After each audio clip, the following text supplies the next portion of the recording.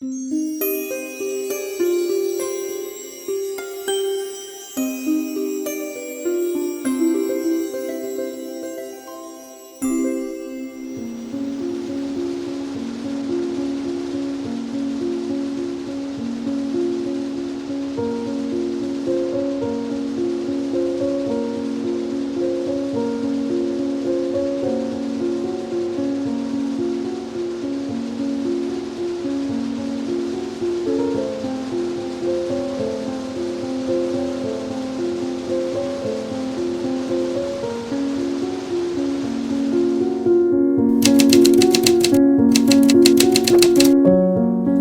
هر صورت اون موقع یکی از خواسته های همه جوان ها این بود که حتما دانشگاه برند. یعنی به نظر من جوانی که دانشگاه نرفته باشد این نپخته است. دانشگاه واقعا محیطی است، چه درس بخوانید شاگرد اول باشید، چه حتی درس نخوانید شاگرد متوسط باشید، اون محیط تو رو میسازه و واقعا محیط دانشگاه روی من خیلی اثر گذاشت و هم نسلای خودم دیدم همشون، بعضیا که اصلا نرفتن دانشگاه اونا رو الان میبینم، تفاوت‌های خاصی ما با اونا داریم. این محیط دانشگاه بود، بخصوص رشته‌ای که ما انتخاب کردیم. رشته مورد علاقه بود، رشته بود که من در اون رشته کار میکردم. من دانشگاهی که بودم در واقع باید یه پایان نامه می‌نوشتیم دیگه. پایان نامه من عشق به تاریخ خیلی داشتم، هنوزم دارم. این بهترین برعکس خیلی‌ها که رمان می‌خونن نمی‌دونم کتاب چیزی، من تاریخ. پایان نامه بر اساس تاریخ سیاسی ایران از زمانی که در ایران به اصطلاح اولین رابطه دیپلماتیک رسمی بین ایران و انگلیس انجام شد که برادران آنتونی شرلی بودند، آمدن در زمان صفویه. من اون بهانه‌ای شد که از اونجا شروع کنم که تاریخ ارتباط ما با دول خارجی چجوری بوده، در چه نقاطی ما موفق بودیم، در چه زمانی ما واقعا از جهت استعماری به ما تحمیل کردن استعمار رو. و به همین جهت به این نتیجه رسیدم که این تاریخ رو، ما یکی از مشکلات جامعه ما در طول سالهای گذشته تا همین لحظه‌ای که هستیم، تاریخ رو ما نمیخونیم، تاریخ علاقه نداریم. اگر خاطرتون باشه در همون دانشکده‌ای که ما بودیم، کسایی که رفته بودن دانشگاه رشته تاریخ قبول شده، ما دلمون براش، این مردم دانشجوی دلمون چون میشه این طفلک فردا که لیسانس گرفت میشه معلم تاریخ دیگه، جایی نداره که حالا چه دبیرستان ها تاریخ درس میده. در صورتی که تاریخ یکی از واجب ترین و لازم ترین و مهمترین درسی است که در دانشگاه های ما باید بهش به بهترین شکل پرداخته بشه که متأسفانه این کار نشده، نه در اون رژیم نه در الان، فردا رو نمیدونم. و اون جمله‌ای که میگن گذشته چراغ راه آینده است، تاریخ دیگه. به همین جهت من این که پایان نامه بر اساس تاریخ سیاسی ایران نوشتم و اون زمان به این نتیجه رسیده بودم که عنوان کتاب اینه: نه چپ نه راست، هم چپ هم راست. و ما باید نه وابسته به این بلوک باشیم، اون موقع بلوک شرق و غرب کاملا دیگه دو قطبی بود جهان، و ما میخواستیم بگیم که ایرانی نباید وابسته به هیچ کدوم از این بلوک باشه، باید خودش باشه، مستقل باشه. و تا زمانی هم این اتفاق نیفته ما گرفتاریم. منتها استقلال هزینه میخواد، تاوان میخواد به اصطلاح، که الان داریم به مقدار زیاد این تاوان و این هزینه‌ای که میخوایم مستقل باشیم رو داریم میدیم. و انگیزه من برای این کتاب نوشتن این کتاب این 24 سالم خیلی هم مورد توجه قرار گرفت. بررسی خیلی در واقع کار بود شکافانه است، مقایسه بود با کشورهای فرانسه، مصر، از تاریخ خودمون، صفویه، زمان نادر، زمان شاه عباس، اقتدار ما چه موقعی بوده، شکست ما چرا به وجود اومده، قاجاریه چرا ظهور کرد، همین اومده و چیزهای جهانی هم درش هست. در واقع مقایسه هایی که با کشورهای دیگه شده، فکر میکنم کاری بدی نشد. حالا چاله یک نسخه شو میدیم خدمتتون، یه مطالعه بکنید.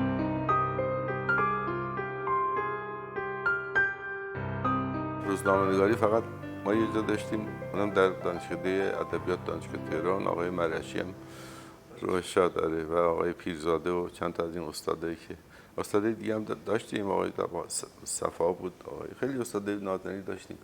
ولی بهترین روزنامه نویسایی که الان من میبینم، حالا اکثرشون متاسفانه فوت کردند و بعضیشون هستن، کسایی بودن که از اون دانشگاه فارغ التحصیل شدند. بهترینش به نظر من آقای مرشی بود. ژورنالیست واقعی و هم تو مطبوعات کار میکرد، هم مدیر به اصطلاح گروه همین روزنامه نگاری بود. و استادای خیلی خوب ادبیات ما ذبیح‌الله صفا بود، شفیع کدکنی بود، آقای امین شعبانی، شعبانی بود، مظاهر مصفا بود، ارزم بود، خیلی دیگه بودند. آقای دکتر حکیم بود، آقای اون شیرازی نازنین دکتر لطفعلی صورتگر بود، بله، و خیلی دیگه بودند. و انصافاً رابطه بسیار بسیار خوبی هم با دانشجو داشتند. رابطه نزدیک، پدر و فرزندی، رابطه خیلی سخت و ترس و این حرفا واقعا نبود. خیلی دوستانه بود. حداقل با من اینجوری بودن. البته شاید یکی از دلایلی که با من اینجوری بودن، من هم کار خبری میکردم هم درس میخوندم. شبا تو تلویزیون خب تصویر رو ما میدیدم، مثلا با نخست وزیر ما رفتیم مصاحبه نمیدونم با فلان ولا مقام بالاترینش رفتیم گزارش، فیلم ها هست، خیلی من احترام میذاشتم. و جالب این که من تنها دانشجویی بودم که ماشینمو بردم دم دانشکده. بله، چون رئیس دانشکده خب آقای دکتر نهاوندی بود و اینا، قبل عالی خانی بود بعد نهاوندی، اینا رو خب من میشناختن و گفته بودن که این ماشینشو بیاره تو. ولی برای ما اینجوری احترام خاصی بود. هم دوره‌مون آقای بهزادی بودن، آقای فخیمزاده بودند، آقای کسیلا بودند، بسیار خوب. وزارت خونه بود، رئیس کتابخونه بود دیگه. 10-15 نفری بودن که خیلی با هم دوست بودیم و چند تاشون که رفتند و خوشبختانه چند تاشون فعلا هستن و در خدمتشون هستیم. دیدارهایی هم با هم هر از گاهی داریم. واقعا هر کسی که میخواد وارد جامعه بشه باید اون محیط دانشگاه رو طی بکنه. شما این طرف دانشکده ادبیات بود، اون قسمت دانشکده هنر بود، روبروش دانشکده مهندسی فنی بود، اون طرفش دانشکده پزشکی بود. من بعضی وقتا برای کنجکاوی و برای شناخت و این حرفا میرفتم دانشکده هنر، با دانشجوها ارتباط برقرار میکردم، با دانشکده فنی همینطور، با بچه‌ای که پزشکی میخوندن. یعنی شما در یک اشل کوچیک یک جامعه تحصیل کرده فرهیخته رو باشون در ارتباطی. من روابطمون بد نبود و بد نیست. با خیلی از اینایی که مثلا عرض کردم دانشجوهای رشته‌های دیگه، من بیشتر از دانشجوهای دانشکده خودمون دوست شده بودم. بیرون میرفتیم، شبا میرفتیم، اتومبیلی داشتیم، سوار میرفتیم شامی میخوردیم، دوری میزدیم، تفریح جوانان میکردیم. و اون محیط خیلی مؤثر بود در ساختار ذهنی من و شخصیتی که کارمو به اصطلاح هم دوست داشتن. مثلا چون من خبرنگار بودم، بیشتر اونا جذب میشدن تا میفهمیدن، میشناختن، ارتباط پیدا میکردیم. متاسفانه دانشگاه‌های ما، شاید دانشگاه‌های کشورهای دیگه من نرفتم نمیدونم، در واقع اینا تئوری قضیه رو به شما آموزش میدن، ولی کار عملی رو باید در میدان عمل شما تجربه بکنید. ما اصول یاد گرفته بودیم. خیلی ها پیشکسوت‌های من، آقای یدالله ذهبیان، آقای سیاوش آذری، آقای مسعود بهنود، اسم میبرم.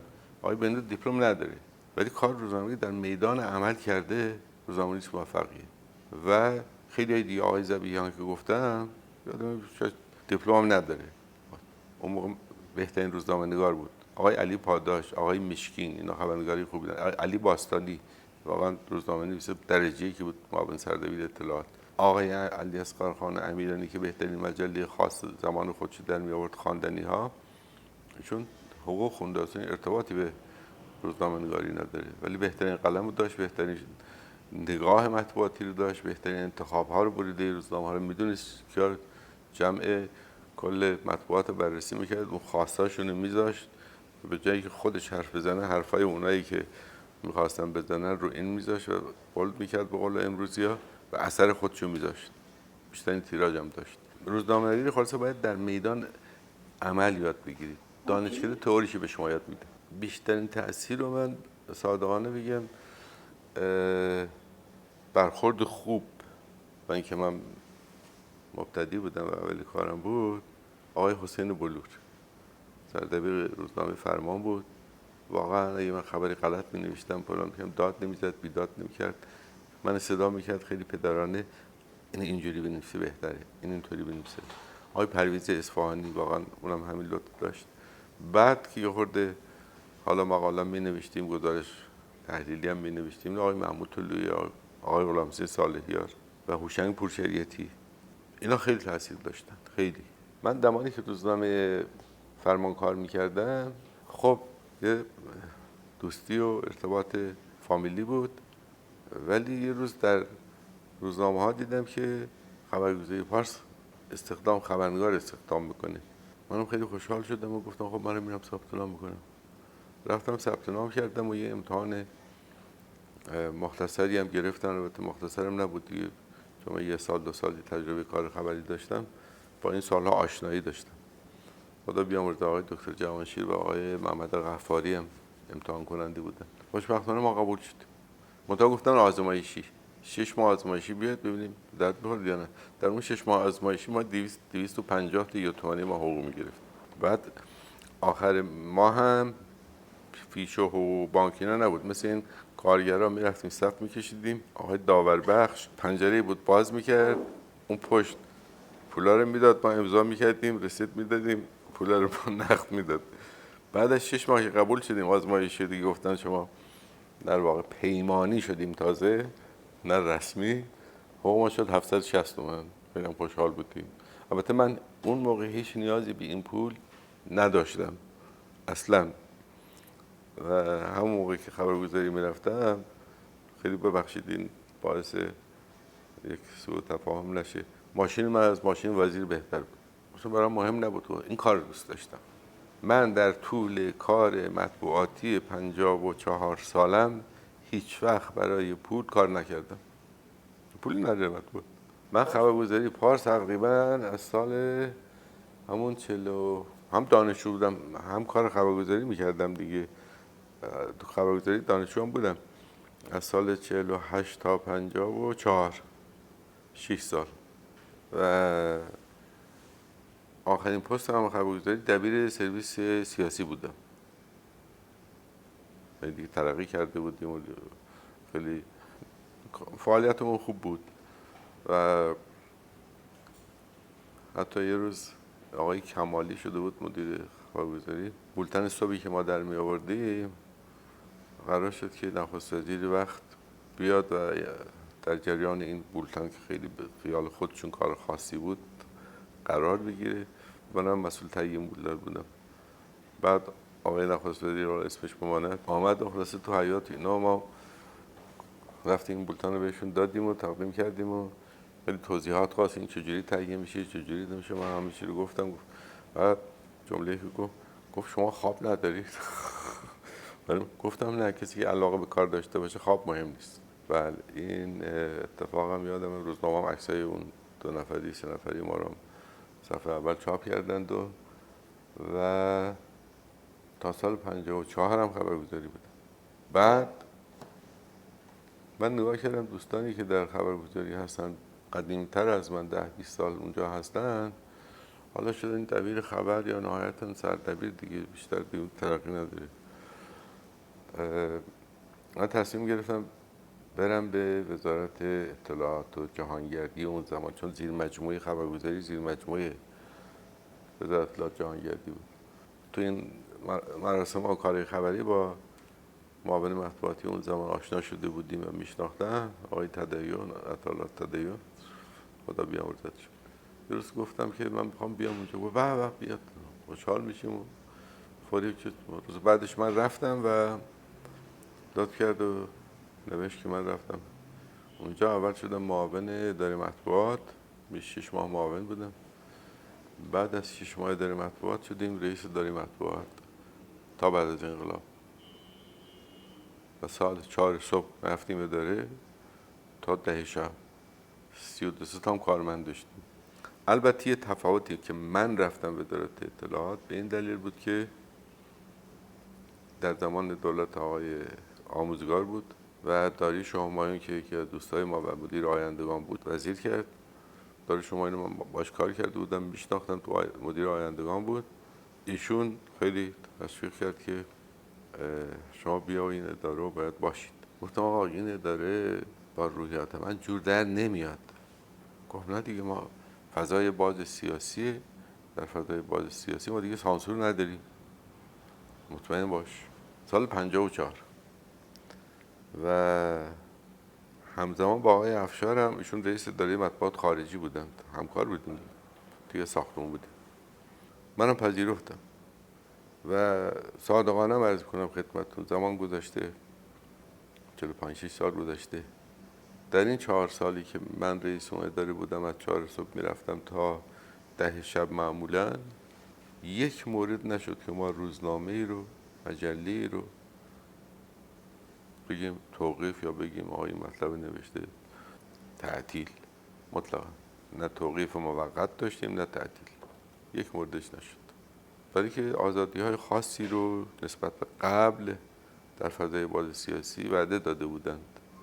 زمان آقای کارتر بود، فضای باز سیاسی و حقوق بشر باید در اینجا اجرا می شد و اینها مجریش بودند، آقایونی که مستر کار شده بودند. ما همچنان در اداره مشغول کار بودیم و خب تب وزیر عوض شد و زمانی که من رئیس اداره بودم، آقای همایون هم وزیر بود. یه روز اتاق کارم بودم، آقای مزلقانی رانندش بود، راننده همایون آمد تو، گفت آقای وزیر توی استادیوم آریامهر یه کنگره‌ای بود، چی بود اونجا بود و کنگره حزب رستاخیز. گفت آقای همایون مقاله رو دارن، گفتم بدید روزنامه اطلاعات چاپ کنیم. منم گفتم باشه، چون از این کارها روالش بود که میشد میفرستادیم. معمولا من قبل از اینکه مقالاتی بفرستیم برای روزنامه ها میخوندم، وظیفه‌ام بود که بخونم. یک کتاب قانون مطبوعات هم داشتیم این بغل و اگر با اون مغایرتی داشت که نمیفرستادیم، اگه مغایرت نداشت میفرستادیم. این مقاله رو خوندم، دیدم مقاله عجیب غریبی است. نویسنده‌ش هم من نمیشناسم، رشیدی مطلق. حالا همچین قلمی، همچین کسی من اسمش تو مطبوعات ندیدم. 2-3 بار مقاله رو خوندم، تایپ شدم، رفتم دوباره، میدونستم رفتم به قانون مطبوعات مراجعه کردم، دیدم این قابل چاپ نیست. ولی شک داشتم آیا این مقاله‌ای که تهمت و اتهامایی به آیت الله خمینی زده، آیت الله خمینی مرجع تقلید هست یا نیست. از کی سوال کنم، از کی سوال نکنم؟ بهترین کس مادرم بود، آیت الله شناسیش خیلی خوب بود. زنگ زدم و گفت والا میدونم کی و نه، ولی من نمیدونم که مرجع هست یا نیست، از آقا جمال بپرس. آقا جمال فامیل ما بود، پسر امام جمعه بیجار و داماد آقای شریعت مداری، محمد آیت الله شریعت مداری.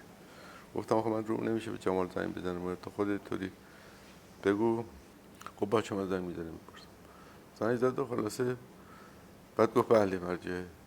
دلیلش هم اینه که موضوع خرداد 42 برای اینکه ایشون رو دچار مشکل نکنند، آقای شریعت مداری، آقای گلپایگانی فتوا دادن که چون مرجعی که بتونن تبعیدشون کنن. من نوشتم که این مقاله قابل چاپ نیست و تاریخ و ساعت و اینا رو گذاشتم اینجا. فردا صبحش هر روز همایون ساعت 5 که نبخشید 7 و نیم میومد، اول میاد تو اتاق که من گزارش مطبوعات بهش بدم که چی نوشتن چی ننوشتن. اون روز که اومد هیچ نپرسید که این مطبوعات امروز چی نوشتن چی ننوشتن. گفت اون مقاله دادم مطلقانی ها فرستادی اطلاعات؟ گفتم نه. گفت چرا؟ گفتم ببخشید من زیرش توضیح دادم بدم خدمتتون، کپی هم برای خودم نگهش برای که توهین به مرجع تقلید مغایر قانون مطبوعات. خیلی ناراحت شد، دیگه نپرسید چه خبر روزنامه ها، رفت بالا. ما طبقه چهارم پنجم بودیم و ششم، پاشم میلنگید با هم لنگان و پله ها رفت. هیچ وقت هم آسانسور سوار نمیشد. لنگان رفت بالا و به ساعتی گذشت آقای تدیان معاون مطبوعاتی بود اومد زنگ زد آقای وزیر ناراحتی چیه داستان؟ گفتم حالا میام خدمت. رفتم و خودش کپی مقاله رو بردم گفتم آقا اینه دیروزی مطلب فرستاده من فرستادم برای اطلاعات ولی من نفرستادم با آقای مطبوعاتی، اینم خدمت شما. گفت باشه خیلی ممنون میخونم و ما اومدم بیرون. 2 روز 3 روز بعدش من دیدم صفحه 7 لایه روزنامه اطلاعات که ما صبح لایه اطلاعات صبح ها می اومد ما بررسی میکردیم چون شب چاپ میشد، این 4 صفحه رو صبح چاپ میکردن. صفحه 7 این لایه چاپ شده. محمد حیدری خدا بیامرزدش مسئول صفحات لایه اطلاعات مثلا گفتم محمد این مقاله غیر قابل چاپ این برای چاپ کردید؟ با خودتون فرستادید؟ من فرستادم. گفت وزیر فرستاده. گفت مطمئنی؟ گفتم گفت آره. ما تنها کاری که کردیم چون قانون مطبوعات بود آقای قیاشی شاید شما بشناسید، این قیاشی مسئول بود که ما بفرستیمش توزیع روزنامه ها، کارش رفتن به توزیع آقای عوضپور رئیس توزیع مطبوعات تهران بود. من خودم زنگ زدم به عوض گفتم آقای عوض این لایه اطلاعات امروز توزیع نشه. آقای قیاشی هم الان میاد اونجا. قیاشی هم رفت اونجا برگشت و گفت من بهش گفتم و رسیدم ازش گرفتم بیا اینم کاغذش که لایه اطلاعات توزیع نشه. حالا این ساعت مثلا 7:30 صبح این اتفاق افتاد. ساعت 11 دیدم آقای وزیر ما رو خواست. آقا حالا دیگه بالا سر ما دستور میدید بله سر ما نمیدونم فلان میکنید. گفتم ما قابل چاپ نیست، قانون مطبوعات، خود شما که قانونگرا هستید، شما که اهل مطبوعات هستید، این غیر قابل چاپ بوده، اینا چرا چاپ کردن؟ حالا نگفتم که خودت فرستادی، ما با حیدری صحبت کردم. گفت به هر صورت باید چاپ میشد دیگه. من فهمیدم دیگه. اومدم تو رفتم پلو آقای تدیان، پایین رفتم پلو آقای تدیان گفتم آقای تدیان این آقای همایون کار خلاف قانون کرده، من وظیفه‌مه به شما بگم. گفت ولی خودم هم میدونم. به اون اتفاقی که نباید بیفتد افتاد و ادامهش خیلی جالبه.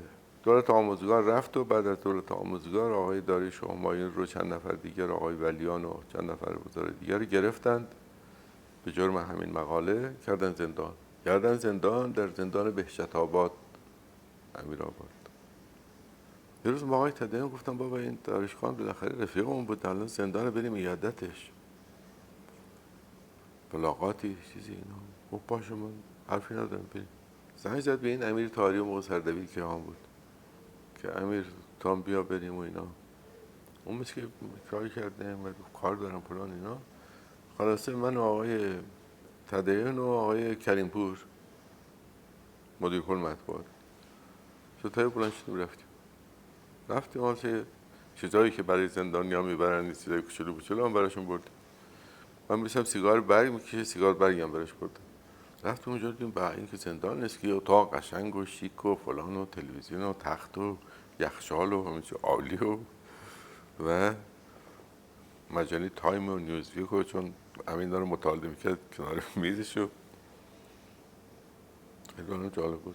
بعد دیدم آقای همایون ریش گذاشته. خوشتیپ هم بود همایون واقعا. خوشتیپ هم بود با ما بهش میگفتیم داماد 28 مرداد. خواهر زاهدی بود دیگه. اصلا اون پلکان ترقیش ایشون شد. شوهر هما زاهدی بود دیگه. هما زاهدی هم زن خواهر اردشیر زاهدی بود و رفتم اونجا ریش گذاشته و اون دیگه همایون خوشتیپ اونجوری نیست و اینا. من خیلی ناراحت شدم گفتم که جناب همایون این دفعه من اجازه بدید این ریشا بهتون نمیاد. تیغ بیارم ماشین ریشتراش بیارم چی بیارم که شما خوشتیپ فلان دوست داریم شما رو همیشه خوشتیپ ببینیم گفت نه آقا عصبانی، نه آقا من نمیخوام، خستم، حوصله ندارم، نمیخوام ریشمو بزنم. گفتیم باشه چشم. دیگه ما اومدیم بیرون، آخرین دیدار بود. بعد از یه ماه 20 روز بعد شنیدیم که در 19 بهمن 57 زندان بهشت آباد رو درشو باز کردن، نشون از زندانی رو فرار کردن. از جمله آقای ولیان، آقای حجب یزدانی، داریوش و همایون و خیلی های دیگه که باید فرار میکردن، باید آزاد میشدن. خب ما راستش با دوست نداریم هیچ کی زندانی باشه، تا دلم خوشحال چون که خدای اینو شنیدیم، تو روزنامه خوندیم اینا آزاد شد. گذشت و انقلاب شد و یک سالی گذشت. ما سفارت کانادا به دلیل ارتباط کار مطبوعاتی اینا هر سال جشنشون ما رو دعوت میکردن استقلال کانادا. خانم قربانی منشی سفیر بود.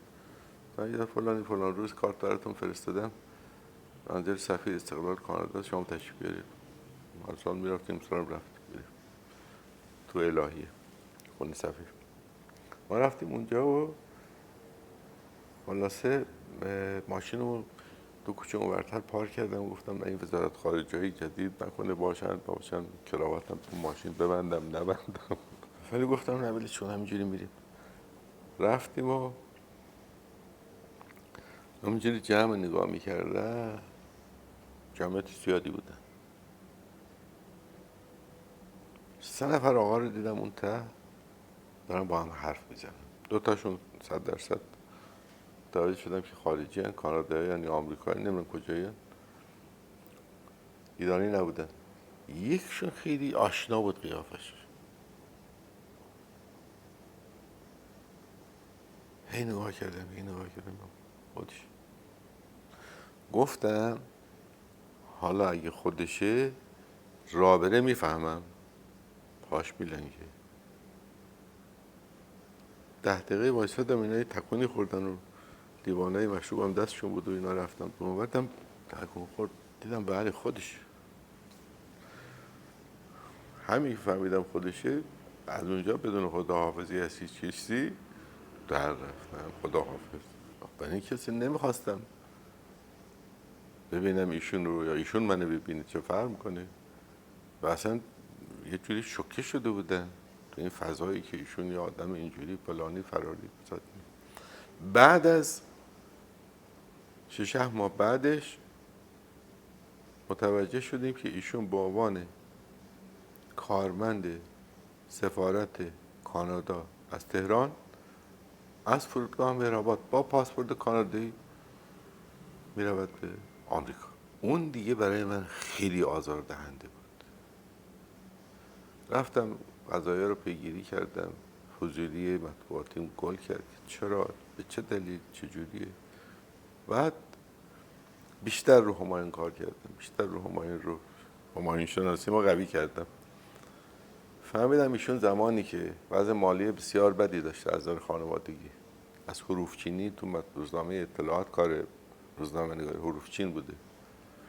بعد یواش یواش درس میخونه و ترقی میکنه و اشکال نداره، حق هر انسان و حق هر ایرانی است که از پایین برسه و از خانواده خیلی پایین بود.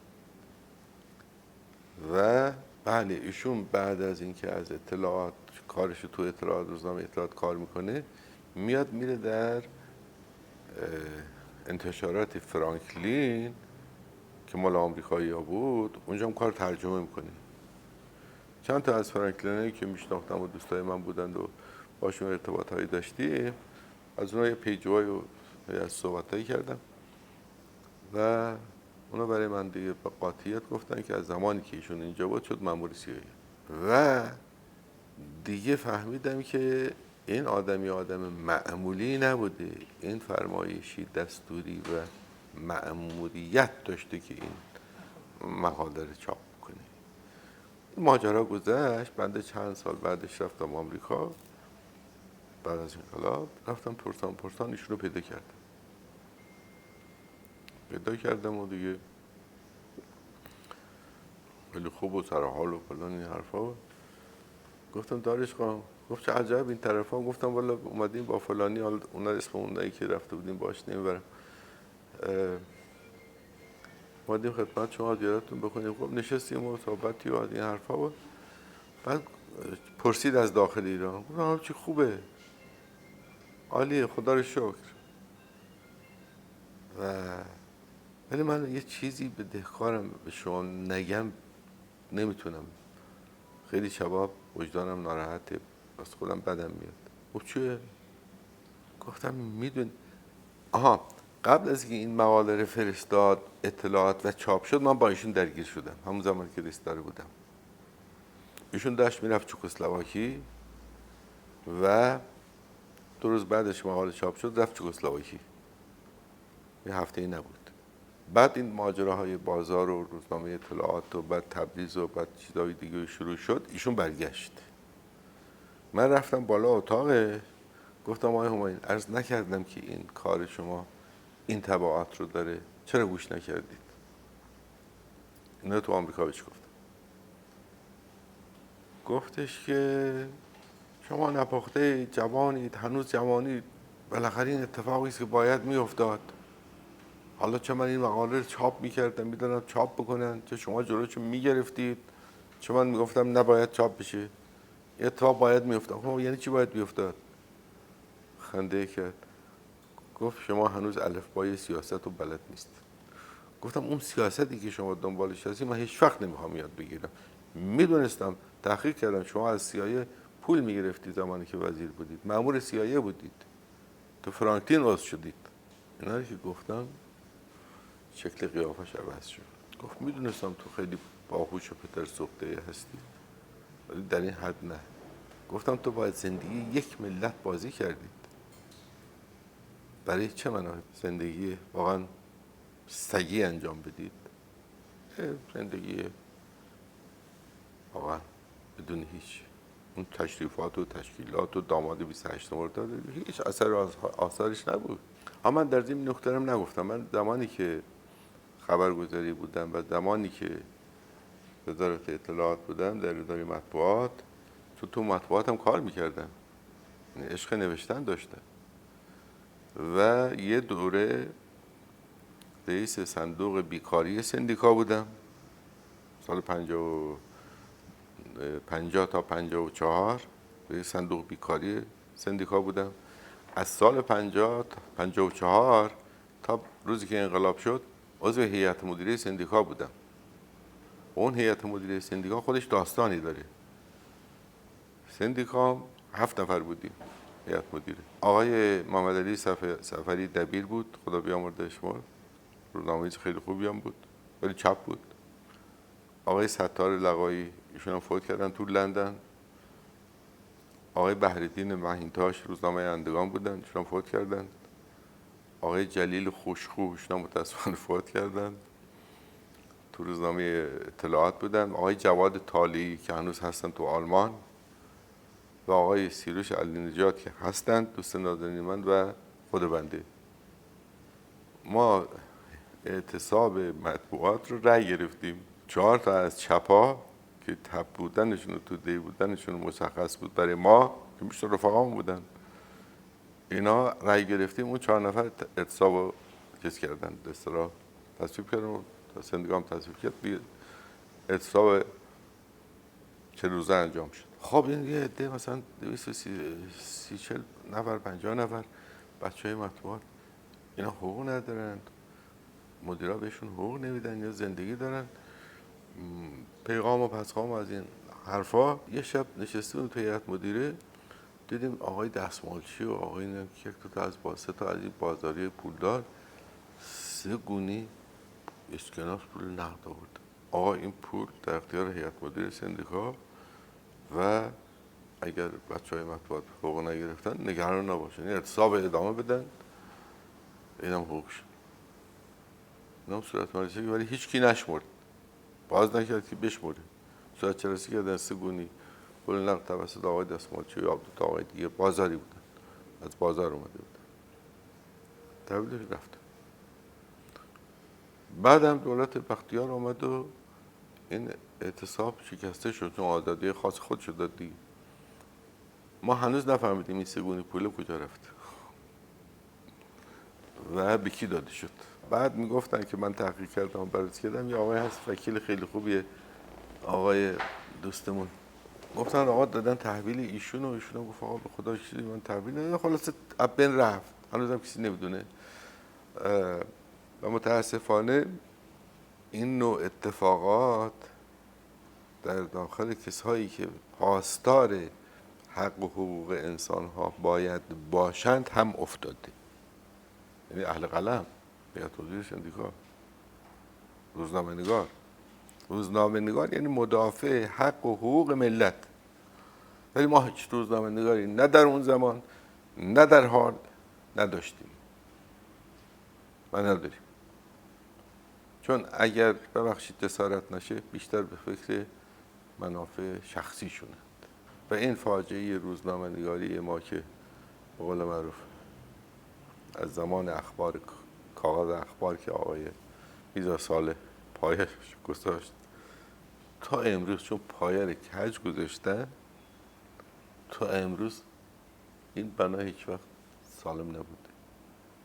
ناصرین شاه رفت اروپا، دید تو اونا چی دارن روزنامه و از این حرفا، اومد تهران، میرزا صالح شیرازی رو فرستاد اروپا و یاد بگیره، دوره دید و اومد برگشت. ولی بعد یه چند مدتی گذشت، خب اینا از دربار می‌نویسن و شاه می‌نویسن و فلان، تکراری شد دیگه بالاخره. بعد شروع کرد مسائل دیگه و فلان زیاد پردازش نگاه کرد، گفت این که قرار بود از ما باشد، این که بر ماست تعطیلش کنید.